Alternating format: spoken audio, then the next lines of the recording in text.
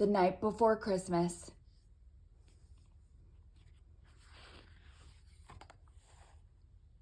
The Night Before Christmas by Clement Clarke Moore.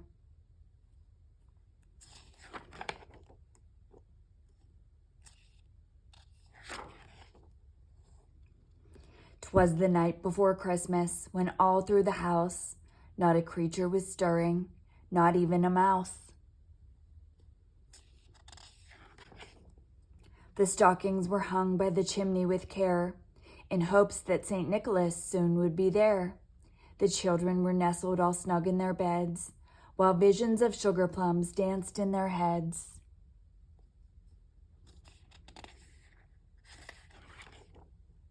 And Mama in her kerchief and I in my cap had just settled our brains for a long winter's nap, when out on the lawn there arose such a clatter, I sprang from my bed to see what was the matter. Away to the window I flew like a flash, tore open the shutters and threw up the sash.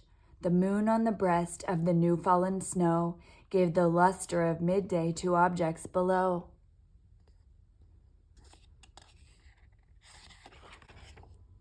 When what to my wondering eyes should appear but a miniature sleigh and 8 tiny reindeer, with a little old driver so lively and quick, I knew in a moment it must be Saint Nick. More rapid than eagles, his coursers they came, and he whistled and shouted and called them by name. Now Dasher, now Dancer, now Prancer and Vixen, on Comet, on Cupid, on Donder and Blitzen. To the top of the porch, to the top of the wall, now dash away, dash away, dash away all.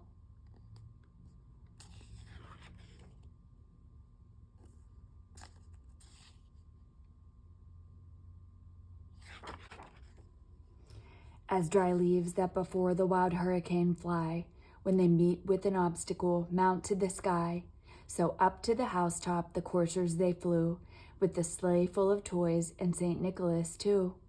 And then in a twinkling I heard on the roof the prancing and pawing of each little hoof. As I drew in my head and was turning around, down the chimney St. Nicholas came with a bound. He was dressed all in fur from his head to his foot, and his clothes were all tarnished with ashes and soot. A bundle of toys he had flung on his back, and he looked like a peddler just opening his pack.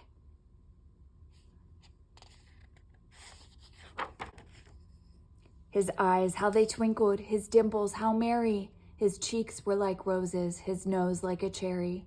His droll little mouth was drawn up like a bow, and the beard of his chin was as white as the snow.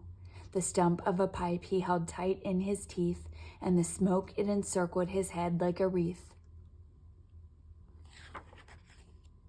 He had a broad face and a little round belly that shook when he laughed like a bowl full of jelly.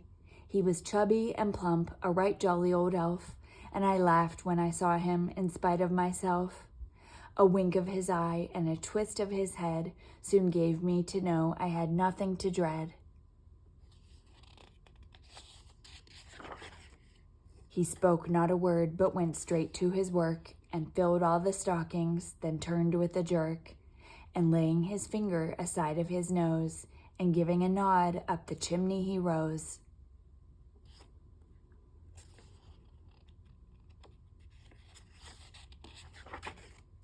He sprang to his sleigh, to his team gave a whistle, and away they all flew like the down of a thistle.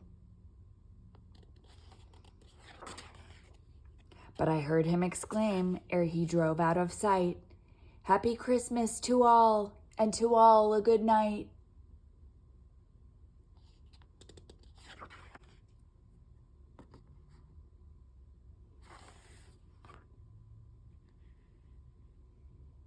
The end.